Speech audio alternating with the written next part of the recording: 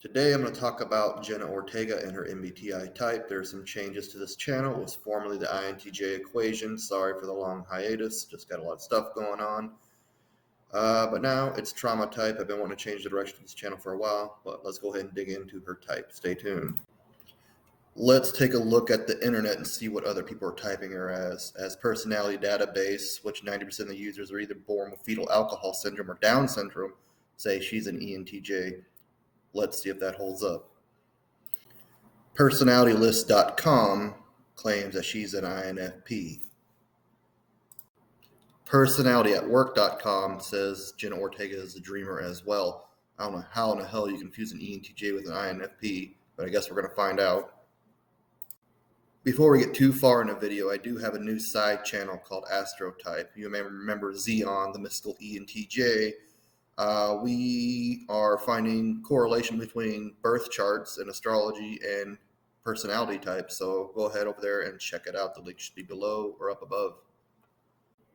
And while you're at it, go ahead and like, share, subscribe, and share this content if you enjoy it and find it useful. That'd be great. Okay, let's investigate these two types first. The INFP and ENTJ. We'll look at how they compare and contrast.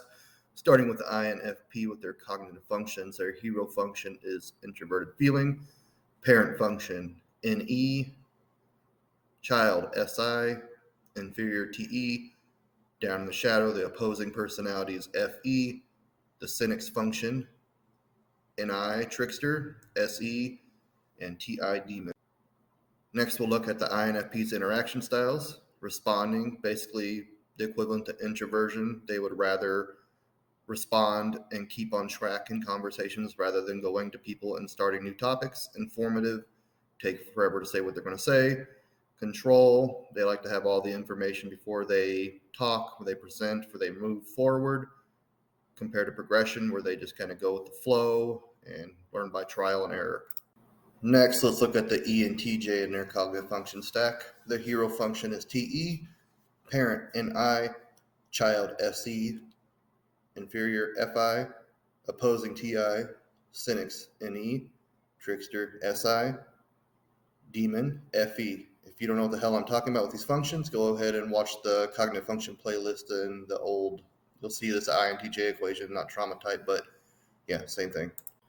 Next, look at the interaction styles of the ENTJ. The initiating's almost like extroversion, a little bit different. They like going and starting conversations, changing the subject a lot. They interrupt themselves and other people. Very rude, but something extroverts typically do. Complete opposite of an INFP, of course. Direct, very again, opposite of an INFP. They are very in your face, very straight to the point, short and sweet, kind of like an INTJ. Just say what you need and pretty much don't beat around the bush. Control, one of the few things they have in common with the INFPs, pretty much like to control the situation, like to stay in control, like to have all the information before they move forward with something. Now, what are the differences between an INFP and ENTJ? Basically everything. The similarities, not too many. They're both TEFI users, and they're both control. Let's go ahead and look at the footage of Jenna. In various interviews. There's not too many of her, unfortunately. So we'll see if she's an INFP, ENTJ, or another type altogether, so stay tuned. In this first clip, I want to show you, she's being very direct. She even looks like a little awkward, maybe, kind of like you could kind of tell the interviewer was kind of prompting her to give her more after she just blatantly said no. Pretty much just wanted to get what she said out of the way and get it over with. Probably not a very good sign of ENTJ here, or initiating, but definitely look at more clips. Are there any affirmations that you turned to during the process of making Wednesday? No. No, it was just panic. Just panic. In this next clip, oh wait, that's not her, my bad. Okay, here we go. In this clip, I want to demonstrate there's TEFI in it, but we're not really looking at TEFI. We just kind of want to look at the archetypal delivery of it, I guess you could say. She's actually pretty open with her FI, which would be more indicative of INFP in this case. ENTJs typically aren't that very open with how they feel. She isn't getting a very deep emotion or anything, but it's they would probably try to rationalize it a little bit more. Also, she's very moving around a lot, speaking very quickly, jumping from not really changing the subject, just keeps going, rattling off very, very quickly.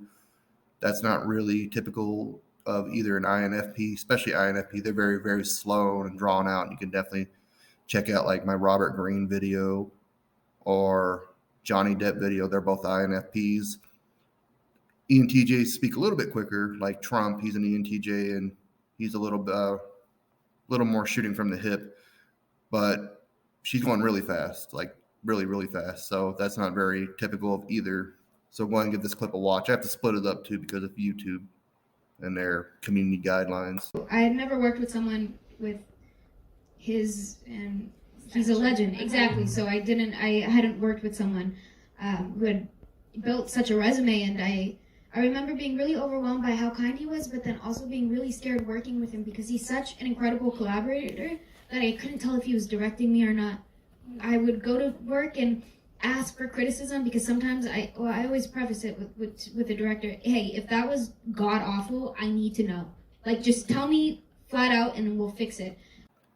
All right, here's the second part of the Tim Burton clip where she is recalling her experiences from him. Actually, she's recalling her memories from his perspective, which is very SE, actually. She's also naming a lot of inanimate objects that you've kind of seen around there and stuff. That's kind of typical of SE, like looking at something that's real concrete in front of them that they can touch and feel. Still very progression, still moving a lot, talking a lot, and she stays on topic a lot too. So she's not really changing the subjects, talking about all these other different things. She just finishes what she has to say, and the interviewer asks another question. I'll definitely link the full interviews down below in the description. But Tim was always so supportive and so encouraging of any sort of decision you made. You could do one take one way and then the next take a completely opposite route, and he'd just be pleased.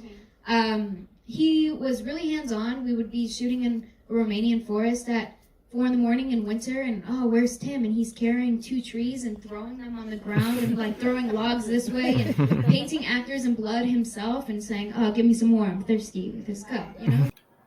So far, she's not looking INFP or ENTJ, really. Strong FI, but not super strong, it seems like. Definitely progression type and responding as well. If you can kind of think of what type she might be, go ahead and leave a comment below. Also, if you want me to type a celebrity or have me and Zion do a birth chart of celebrity, leave that down in the comments as well. Here, I want to demonstrate that she's introverted rather than extroverted. Here, she's talking amongst a group for the screencast with Courtney Cox and where the hell the other chick is. And she tries to chime in with the 2 extroverts talking over her, and she gets cut off. Then right afterwards, she looks pretty annoyed. It's pretty annoying being cut off by extroverts, by the way. And the expression on her face is like, why don't you bitches shut up so I get a word in? Was going to be. Because once Gail dies or lives, whatever, once she left, I love not knowing. And I loved watching the actors going, wait a minute, are you a good actor? Are you a good actor acting like you're acting? Courtney is so funny because we'd be on set and she was like, I didn't read the script. I just read my parts. I don't want to know the script until I die or not in it anymore. But she plays the game behind the scenes. She's like, I'm going to figure it out. And guess what? Yeah. And yeah. You figured it out. Yeah, she was right. Mm-hmm. I'm not surprised. But also you get to watch the actors perform. So like you said, that's my favorite part. Okay, so she's definitely not looking like an ENTJ. Definitely showing some strong evidence of responding or introversion here. Now, I don't really think she's an ENFP either. In this clip, it doesn't really show functions per se besides beginning has FI, where like I don't like horror movies. Usually FI users have a lot of likes and dislikes. FE users can to an extent, and they can say I like or dislike something, but she's pretty consistent with it. If you watch the whole interviews, which should be linked down below. Here, she's just really plain awkward. And we did read her birth chart, as I mentioned. You can go ahead and watch that. And she does have like a dark side to her. Like, what was your first? I hated horror movies, but I think I'm just really interested in anatomy or things like that. Like my mom is a nurse, so I feel like I always heard kind of stories, so I like to see that stuff. All right. Don't know if you know where I'm going with this yet, but she definitely seems INTJ to me. And like I said, this video may be like 10, 15 minutes long, but I spent hours looking at footage, compiling this video, as well as doing her birth chart. We also had a thing on our Discord server, which you could join, where we kind of had a group discussion, typing her basically. Kind of came to consensus ENTJ and INTJ, but yeah, I think she's INTJ because she's not showing any signs of extroversion. In this next clip, she's showing really strong signs of an S-inferior statement, I believe, and she does make them throughout here and there. So go ahead and watch the other interviews and come to a conclusion by yourself. She's pretty dark and awkward, or INFPs are stereotypically, which I don't like to do stereotypes, but they're kind of sweet and wholesome, quiet and shy, but yeah, she kind of has an edge to her, so I think INFPs ruled out as well. It's gonna look great, but I put such a pressure on myself because I wanted cellists to be able to watch it and feel like it was actually done right, because I can't imagine how annoyed string players get with that sort of thing. So I put an absurd amount of pressure on myself just for us to finish shooting it in maybe 20 minutes. Here she talks about playing Wednesday Addams, who's pretty much there's a consensus that she's an INTJ, but rather than an INTJ character, she's more of a caricature. Character is more of an exaggeration of a character. She pretty much talks about how dark and awkward and deadpan, as she puts it, she had Wednesday play. I think it's probably a natural role for her because she is inclined to playing these dark roles. Not exactly horror, but we'll look at her. She's pretty dark, right? So go ahead and give it a watch. There had to be a naive nature to Wednesday so that she truly did not understand what the problem was, so that it didn't come off like she was trying to get under people's skin or was toxic and manipulative for a specific reason. It's just she had no other way of operating and just had really poor social skills in navigating. So there was that, but then, to have an emotionless character, not necessarily emotionless, but deadpan character, have an emotional arc throughout a series and never betray her natural instinct was really, really difficult, and I felt like that was a conversation that we were having every day on set, and I can truly say I don't think there was a single time where I came home from work and felt at peace with the decisions that I made. Like, I feel this job has kept me from sleeping ever since, because I just lay staring at my ceiling, why didn't I make this decision, or why didn't I do that? Like, I will never be able to rest, so thank you.